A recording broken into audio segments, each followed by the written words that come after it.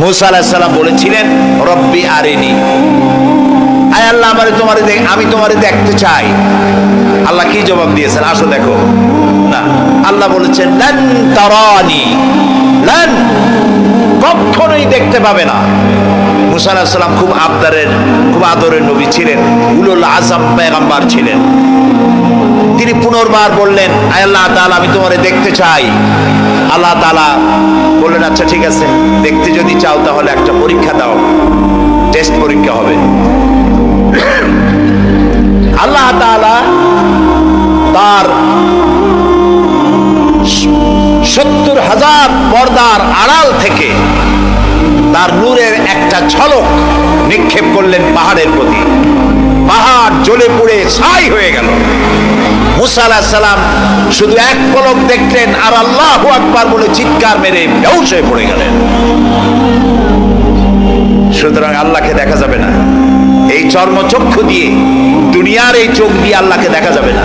লা তুদরিকুহুল আবসার, আল্লাহ পরিষ্কার বলেছেন কোন দৃষ্টি শক্তি তার দৃষ্টির সীমার ভেতরে আমাকে আনতে পারবে না। সুবহানাল্লাহ। তবে জান্নাতের ভেতরে আল্লাহ তাআলা জান্নাতীদেরকে জিজ্ঞেস করবেন, আমি যত নিয়ামতের কথা তোমাদের বলেছিলাম সেই নিয়ামতগুলি জান্নাতে এসে তোমরা পেয়েছো?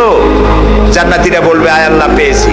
আল্লাহ পাক বলবেন ওয়ালাদাইনা মাজিদ, আমার কাছে আরো বেশি আছে। তাও আমরা সুবহানাল্লাহ কব না, বুঝি না তো সুবহানাল্লাহ কব কোন জায়গায়? ওয়ালাদাইনা মাজিদ, আমার কাছে আরো বেশি আছে।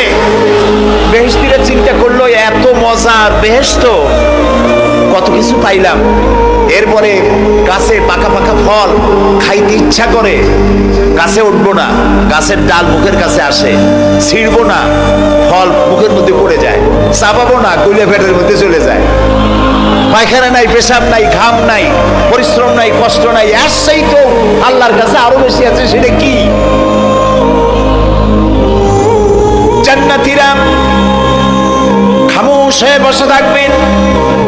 বিশ্বনবী মুহাম্মদ রাসূলুল্লাহ সাল্লাল্লাহু আলাইহি ওয়াসাল্লাম তখন বলবেন, হায় আল্লাহ রাব্বুল আলামিন, জান্নাতীরা আমার উম্মতেরা তারা বুঝতেই পারে নাই তোমার কাছে যা বেশি আছে সেটা তারা বুঝতে পারে নাই।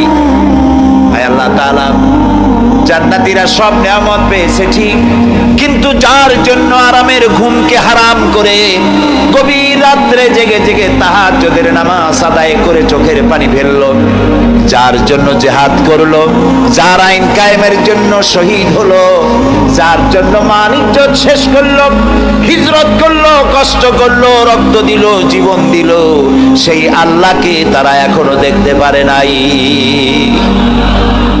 ওয়ালাদাইনা মাজিদ, এর তাফসীরে বলা হয়েছে আল্লাহর কাছে যেটা আসে তিনি দর্শন দিবেন।